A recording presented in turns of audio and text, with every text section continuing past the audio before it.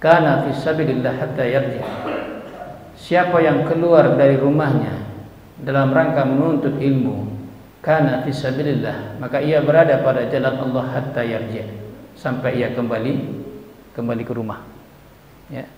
Wa man kana fi ifatin, apabila dalam majlis ilmunya meninggal, ya, serius ikhlas karena Allah, belajar ya, meninggal ya, kana fi darajatis syuhada, matinya mati syahid.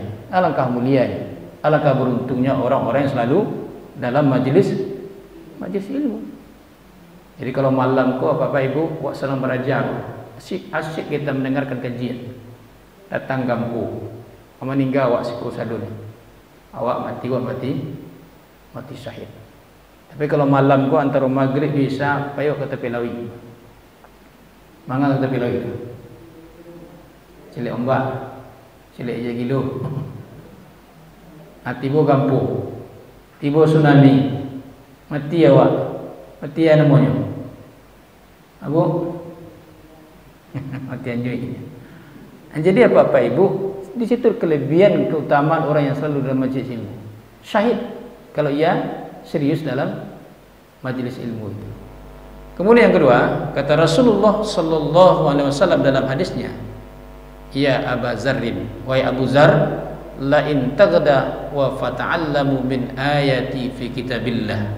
Engkau pelajari satu ayat dari kitab Allah. Ya, satu ayat min ayati fi kitabillah, dari kitab Allah, khairun, itu lebih baik, an tusalliya mi'atun raka'atin, daripada engkau salat sunat 100 rakaat. Begitu mulianya orang yang selalu muslim. Bapak Ibu, sudahkah ada yang melaksanakan salat sunat 100 rakaat? Ada Bapak? Ibu-ibu? Ada lain? Ada lain? Semua awak. Tapi ini ada amalan ibadah pahalanya melebihi salat sunat 100 rakaat. Apa itu? La in taqda wa fata'allamu min ayati fi kitabillah, mempelajari ya satu ayat dari kitab Allah. Betapa mulianya, alangkah mulianya orang-orang yang selalu belajar. Jadi Bapak Ibu, mari kita pergunakan sarana belajar. Bagaimana caranya? Ya membaca. Jadi banyak buku-buku Bapak Ibu. Ya, yang terjemahan itu banyak. Belilah. Ya, beli buku-buku kajian-kajian fikih. Ya, beli hadis, beli kitab tafsir. Gak ciat jadi nah. Oto tabali dah awak nak. Tapi kitab hadis tidak ada satu pun di rumah. Tidak ada buku agama satu pun di rumah. Sangat disayangkan. Yang lain tabali dah awak. Tapi untuk buku-buku agama ada awak beli. Ya, membaca literatur banyak sekarang. Ya, cukup banyak baca. Kemudian yang kedua, itu dengan cara mendengar. Seperti inilah. Kita dengarkan kajian. Ya. Membaca tadi bisa juga dengan YouTube. Kau di Uswah TV, kau Bapak Ibu kalau banyak kajian. Berapa ini? Berapa video ni? Ratusan. Ya. Jadi banyak ya kajian-kajian di situ. Termasuk ustaz-ustaz yang lain ya. Tapi dicari mana Bapak Ibu? Yang akan memberikan kajian tu, ya awak cari kajian tu yang betul-betul yang mencerahkan. Kan ada kajian-kajian kini lah kalau sasek orang selalunya Pak. Sekalo sasek, sekalo salah, sekalo bid'ah. Itu perlu juga kita apa? Jadi orang beribadah sasek, orang beribadah masuk neraka. Ya, jadi segala membid'ah. Misalnya Bapak Ibu kunut ya. Kunut itu kan pendapatnya Imam Syafi'i. Ya. Pendapatnya Imam Syafi'i. Siapakah Imam Syafi'i? Imam Syafi'i itu Bapak Ibu baca riwayatnya, biografinya, umur 10 tahun lah hafal Al-Quran. Ya. Kitab Muwatta Imam Malik itu, kitab Muwatta Imam Malik itu jalih dia, di letaknya. Iya. Punya bab wudu halaman berapa ini? Semua jadi hidayat tu. Tapi lebih cerdas lagi Imam Syafi'i. Berapa hafalan hadis Imam Syafi'i? Hafalan hadisnya 500.000, Pak. 500.000. Hadis ini kan banyak. Hadis itu jutaan banyaknya. Sejak Nabi diangkat menjadi Rasul umur 40 tahun sampai meninggal umur 63 tahun, qaulan au fi'lan, perkataan perbuatan itu adalah hadis. Jutaan banyak. Hafalan hadis Imam Syafi'i itu 500.000. Berapa cerdasnya tak tu, Pak? 500.000. Aku kadang-kadang dapat seketek kajiannya, Pak. Seketek dapat hadis salah Imam Syafi'i ni. Kan kalau murah namanya syekh. Walaupun kita berbeda pendapat, biasa. Ya, berbeda pendapat itu biasa, tapi jangan saling menyalahkan. Selama ada dalilnya, ya, selama ada hujjah dasarnya, maka mari kita bertasammuh. Apa itu tasammuh? Menghargai keyakinan orang lain, ya, pendapat orang lain walaupun tidak sesuai dengan keyakinan kita. Nah, yang penting ya ada dasar, ada dalil. Nah, Bapak Ibu kaum muslimin jamaah maghrib rahimakumullah, itu pentingnya ilmu. Akhirat ingin bahagia kita ilmu, dunia juga demikian. Kalau kita ingin bahagia dunia, ilmu. Ya. Karena itu inilah yang perlu kita ingatkan, kita ya sampaikan kepada anak-anak kita, generasi-generasi kita, kepada anak cucu kita. Kalau anak-anak kita tidak meningkatkan diri, tidak meningkatkan kompetensi ilmu, mereka akan tertinggal. Kalau anak-anak awak pemalih beraja tu, mereka akan tertinggal. Karena untuk menghadapi tantangan hidup hari ini yang begitu kompleksitas, zaman globalisasi hari ini, hanya orang-orang yang berilmu lah yang akan sukses. Hanya orang-orang yang berilmu lah yang akan maju. Hanya orang-orang yang berilmu lah yang akan bisa berkompetisi. Jadi kalau tidak menguasai sesuatu, maka kita tinggal. Kalau diandalkan saja otot sampai 5. Tapi kalau otak akan berkembang. Jadi zaman kini sungguh luar biasa. Jadi ini yang perlu kita ingatkan kepada anak-anak kita, generasi-generasi kita, ya, tingkatkan ilmu, belajar terus. Ya, motivasi mereka agar mereka belajar terus. Ingatkan mereka, jangan awak suruh anak awak sekolah pagi piti 20.000 selesai tanpa kita bimbing, tanpa kita ingatkan, ya, tanpa kita evaluasi. Nak namu ditolak piti 20.000 saya belanja. Kapai sekolah ingat anak awak, nak beko beraja sungguh-sungguh. Pulang capek, tak ada bergaluit, tak ada bercakap, ya. Ingatkan setiap hari wa ingatan, insyaallah kalau setiap hari ingat. Tiba di rumah beko awasi. Ya. Ada PR, anyu tarikh. Ada tugas. Ya, temani anak kita tu terus. Baik tu. Ya, kalau alai awasi tarikh manarui, ya, pagi, siang, sore, insyaallah baik. Insyaallah. Ya, tapi kalau awak pelapis nak awak kita diberilah ke malam ya pailo. Kalau awak buka keran maghrib tu nyumalala, itulah awal mulai. Awal mulainya ya anak-anak kita melakukan ya perbuatan-perbuatan negatif. Karena kita buka keran. Apalagi pergaulan hari ini sungguh luar biasa. Kalau tidak kita kontrol anak kita, ya akan terjadilah kenakalan-kenakalan. Bapak Ibu, kalau kita lihat orang tua kita dulu cara mengajar, mereka keras tapi tegas. Tapi banyak berhasil anak-anaknya. Banyak berhasil ya Bu ya. Ambo Bu, ambo dulu pernah kritik orang tua ambo. Kenapa saya kritik? Ya karena saya belum tahu apa makna di balik itu. Ambo ketek waktu itu. Apa ambo kritik Bu? Ambo ketek barulah disuruh sembahyang subuh berjamaah. Anu SD lah, boleh lah SD. Suruh itu.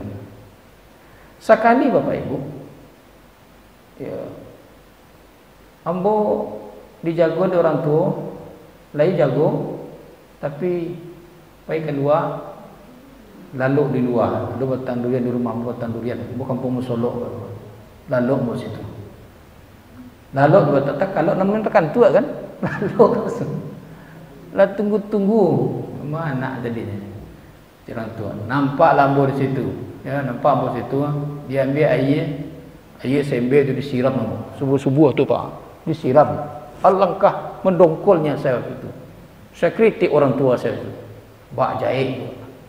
Tapi walun tentu itu masalah apa? Wajah ini tentu.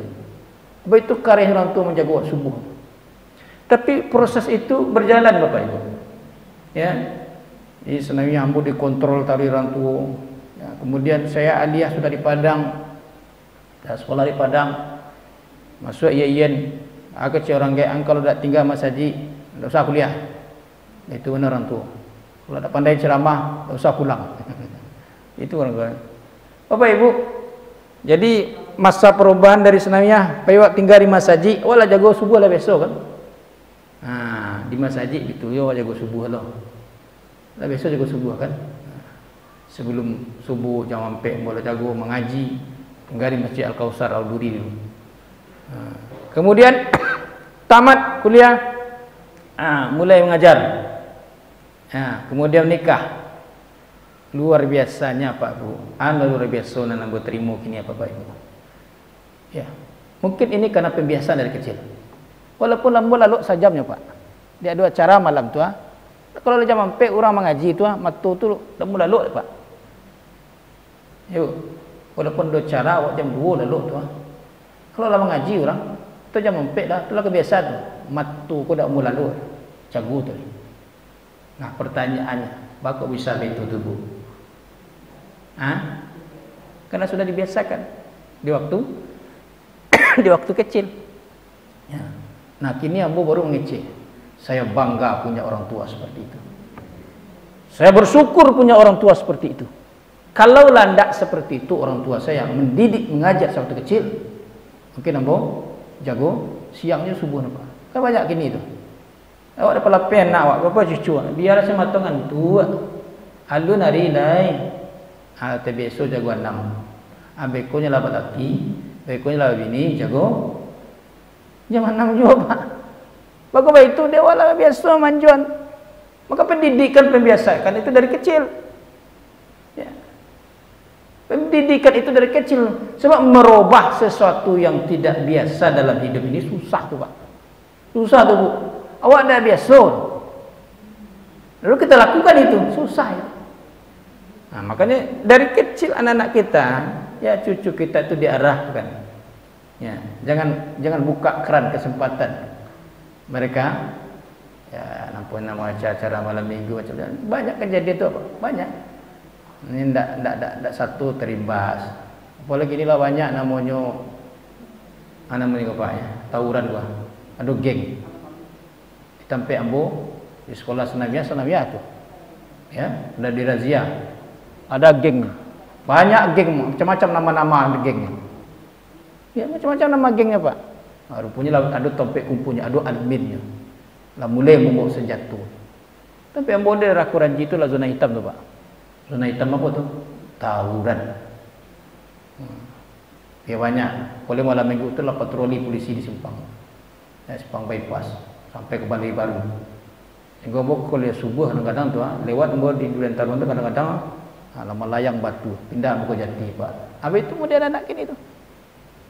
Jadi kalau awak dah antisipasi, kalau ndak awak cegah, tidak kita lakukan tindakan preventif, ya tentu akan rusaklah generasi kita.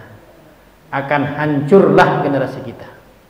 Itu kita tidak menginginkan seperti itu agar generasi kelak di belakang kita generasi yang hancur. Dulu apa Bapak Ibu? Ya, ambo masih muda Bapak Ibu jauh lebih tua dari saya. Dulu ketika saya belajar, kopiah guru terletak di meja aku. Guru pegang tua Pak. Buat tugas. Nah, kerjakan tugas, tidak ada yang keluar. Kopiah guru terletak. Pak kerajaan tugas tu Pak. Ada makak Pak. Ada bagalui sampai sudah. Ibu ya. Boleh ibu nan lalamur yang boleh. Ya. Kini apa perlu? Kini ya. Lado guru lam kukal. Lado guru lam kelas. Anakku mana kena kat tabang ni pak. Lado dah ngarang apa? Dengar lah pak. Kalau awak dengar ke pak? Panjawek bu. Calian lah. Kalau awak calian ke pak? Gitu model. Panjawek kecil pak. Ini madar-madar nak kini. Madar-madar pak. Ratusan tu. Majan nak awak seorang je dua. Susah kadang-kadang. Betul ibu ya. Boleh majan banyak kau. Macam-macam perangai ni. Macam-macam modelnya. Bentuknya itu macam-macam. Ya. Kan saya pernah satu ketika berbuat ambassador maja tu, sedang mengajar tu. Jadi saya lihat ada seorang ya, anak perempuan yang lain mencari ambo, tapi tatapannya itu kosong. Tatapannya kosong. Saya dekati terus. Saya berjalan sampai ke belakang. Setelah saya lihat di belakang, rupanya antara jilbab jorok ni kau nampak nambo. Apa namanya ke pak? Nampak putih-putih apa tu? Tali lah. Tali ngoga apa nama ustaz? Handset. Rupanya apa pak ibu? Ambo serang menarangan, hanya menangan nyanyi. Ini dapat apa ambo tangkok lah pak. Ambo tangkok apa ni mau ambil. Rupanya terdengarlah kaset nyanyi. Itu nak pelajaran dengarnya tu. Ini dengarnya apa? Nyanyi patilah kosong je dia. Patilah kosong pak. Itu nama dia anak tu pak. Itu model anak tu bu. Itu anak kini. Musik, banyak musik yang dengar. Beraja ko, adih. Main saya beraja. Ini tak tentunya memperturutkan kehendak keinginan saya banyak anak. Jadi Bapak Ibu, coba kita bayangkan kalau hari ini generasi kita sudah banyak yang rusak, sudah banyak yang hancur. Ciri-ciri generasi waktu rusak bu, tawuran. Yang kedua, miras, narkoba. Yang ketiga, pergaulan bebas, lado, sadu.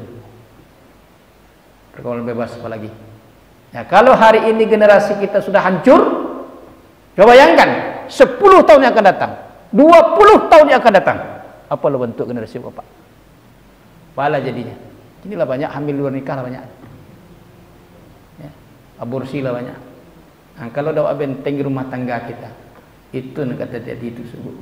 Inilah yang kita nanti. Maka oleh karena itu supaya anak kita itu supaya jangan mereka ikut-ikutan ya, pengaruh-pengaruh negatif, ilmu, bekali dengan ilmu. Jangan buka kesempatan. Ya sudahnya berajak, ada kegiatan-kegiatan lain yang berbeda. Minimal umumnya adanya olahraga, ya. Jadi lebih bagus kan? Pokoknya ada bela diri.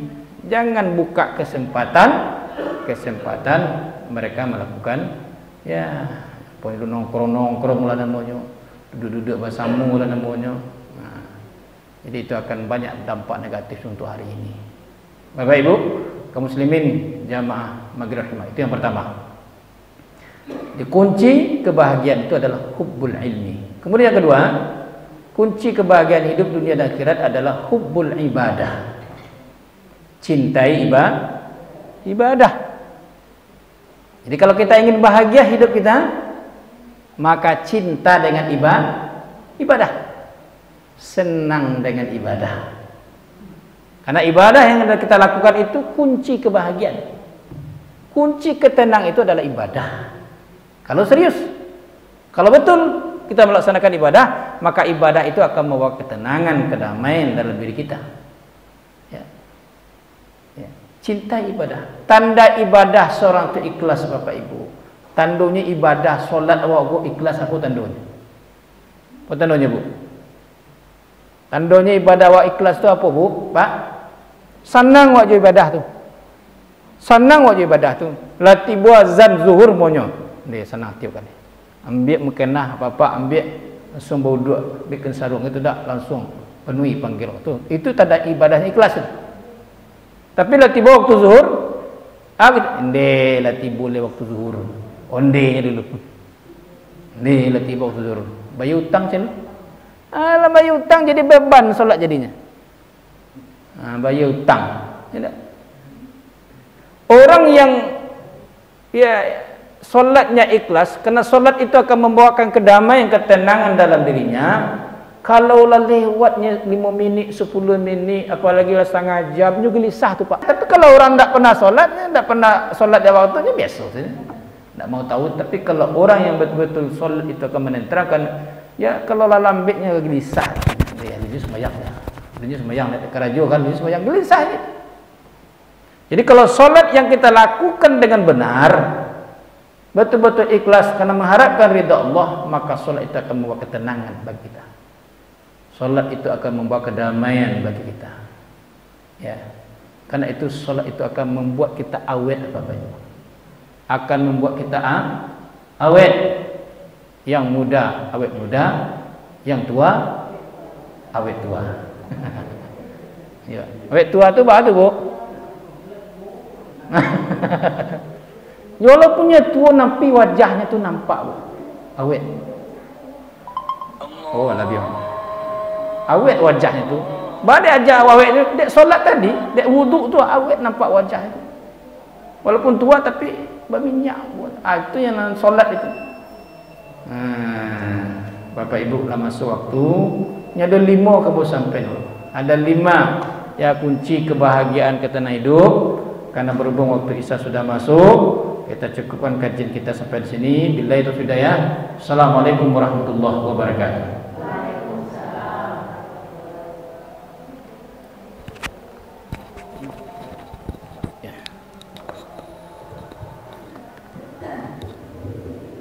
Terima kasih kita ucapkan kepada Bapak Ustaz yang telah memberikan pengajian yang dapat kita bersama. Mudah-mudahan ada hikmah bagi kita hendaknya. Amin ya rabbal alamin. Banyak maaf bila itu taufiq wal hidayah. Assalamualaikum warahmatullahi wabarakatuh.